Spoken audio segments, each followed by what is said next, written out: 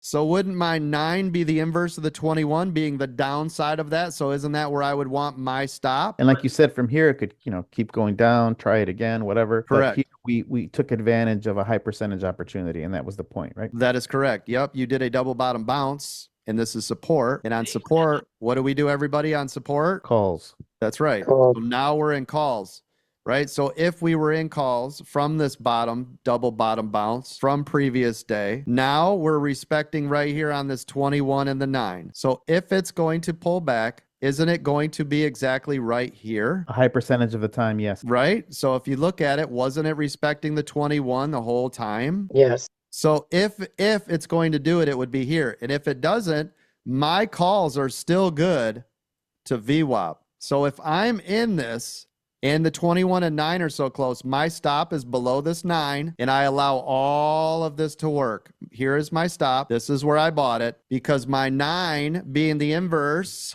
on the bottom side is where the buck stops, right? You know how I always talk about the 9 and the 21. The 21, I'm always like, the 21 is where it ends. That's the end of it, right?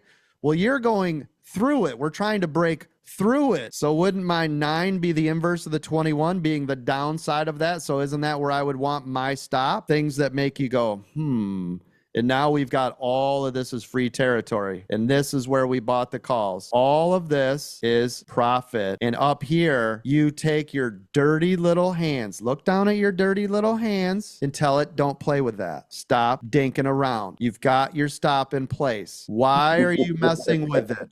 Leave it alone.